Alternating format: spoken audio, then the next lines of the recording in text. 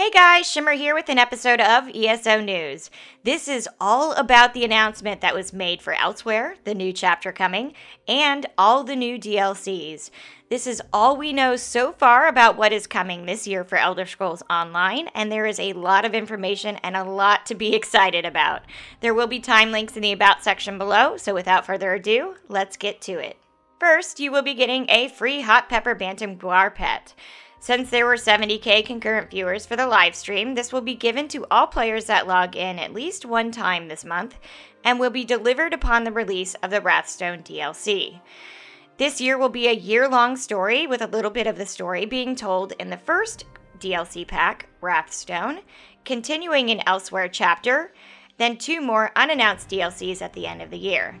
Q3 DLC will be a dungeon DLC, and Q4 will be a story DLC similar in size to Murkmire. The Wrathstone DLC will kick off the year and will be on PTS next week. It will include 2 dungeons, some quality of life improvements, and a new Battleground. The 2 new dungeons are Frost Vault and Depths of Malatar. In both dungeons you will be seeking the Wrathstone tablet halves, as there is 1 half in each dungeon. In Frost Vault, the half that is there has been sealed away by the Dwemer deep within the mountains of East March. In Depths of Malatar, you will find the other half and get turned into a tiny skeeveton at some point. This DLC will also introduce 2 quality of life improvements, Zone Guide, and the Guild Trader UI Overhaul. DLC purchase is not necessary for the Zone Guide and Guild Trader UI Overhaul. It is just coming with the same patch. Zone Guide is located in the Group and Activity Finder and shows you what you have completed in a zone and what you have left to complete, from achievements to sky shards, world bosses, and quests. If you click on something that you're curious about, it will show it to you on your map so you can easily navigate there. So no more getting lost in a zone. This is a completionist dream and is so useful to new players who get easily lost. The Guild Trader UI Overhaul looks pretty awesome and includes some text searching, previous searches, better item grouping, and just some general, this should have been in there all along fixes. Both of these quality of life improvements will be available on PC and console. That's right, console players, you will finally be able to search guild traders. Also in this DLC, there will be a new battleground called Angvar. They said it is different from what we are used to in the way that players move around. Basically, they said that different areas of the map will be opening and closing and becoming inaccessible as you play the match.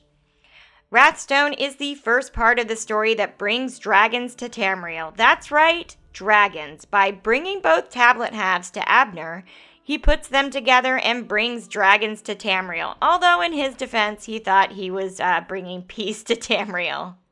So let's talk about those dragons. In Elsweyr, there will be a new trail called Sunspire, which is all about dragons, and all the bosses are dragons. They said this will be equivalent length to Maw of Lockjaw, and each boss will have its own unique hard mode difficulty. Rich did say he expected many FU fins, as the fights are quite insane. They also confirmed there will be new world events that will occur called dragon attacks. How those work is unknown at this time. Elsweyr will bring the Necromancer class. Now, there is a justice system involved with necromancy, and they mentioned that since necromancy is something that is forbidden in the world of Tamriel, performing necromancy abilities or being overt with it will catch the attention of NPCs, and they will call the guards on you. They didn't hint at much more than that, but expect to be hit by a few guards for summoning a pet in town. They did give us a look at some of the skills the necromancer would have, and the tank ultimate will turn you into a giant bone colossus. They will have a tank, heal, and DPS tree and work with corpses, because corpses power necromancers. You will have abilities that create corpses and abilities that spend them, and you can use them any way you want. But if you cast a spender on another corpse, it will power that ability up and do extra damage or extra healing. Now, this can be any corpses. Rich did mention a few of the abilities and what they do. Graveyard is a ground target AoE, and if you throw that on top of a corpse, you will get bonus damage. There is also an AoE heal in the healing tree that works sort of the same way. Basically, if you throw it, it is a burst heal. But if you throw that same heal on top of a corpse, players will also receive a heal over time. They confirmed that you will be getting 1 free character slot and an increase to character slots on your account. The amount of increase they haven't yet determined. They did also confirm you will be getting 1 racial respect token per account due to the race changes coming, and said alliance change and class change tokens are not something they are interested in pursuing at this time. Elsweyr is a Khajiit zone, and they talked about a new breed of Khajiit called the Alfiq, which are small, tiny house cat-sized NPCs. They showed this one single slide, and I gotta tell you, I'm pretty darned excited to see them. If they ever end up a playable race, I swear to God, I will never leave this game. I'm just saying. I'm just throwing that out there. Razumdar will be making a cameo, and Cadwell will also be making a return as he plays a large role in this chapter and will be voiced by our favorite John Cleese once again. They did confirm that they are not increasing champion points. They are actually stopping CP increases altogether and are considering going a different direction with CP. From the sounds of it and the way they were talking during the discussion, it sounds like they're considering reworking CP altogether or removing it altogether. Those changes remain to be seen. Guild Finder is a new system being added with Elsweyr that allows you to advertise your guild and add categories, and people can find your guild. This will make things a ton easier and will be a feature available on both PC and console. With Elsweyr, they will be removing Imperial City from Cyrodiil and turning it into its own campaign.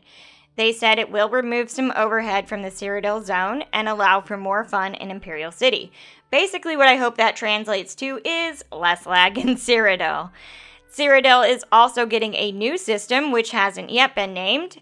Basically, Sheogorath is opening a vault and releasing these all-powerful weapons into Cyrodiil. The first of which is called Volundrum. It will spawn randomly in Cyrodiil, and everyone will be notified. When you pick it up, you will become all-powerful, and your hotbar will swap out with 5 new abilities and an ultimate, and basically turn you into a juggernaut of chaos. You will be able to break down, keep walls, and do all kinds of crazy things. Now, the rub with it is you have to constantly feed it by killing other players. If you don't kill other players with it, it will eat you. How that works exactly is unknown at this time, but I expect it will be flippin' chaos.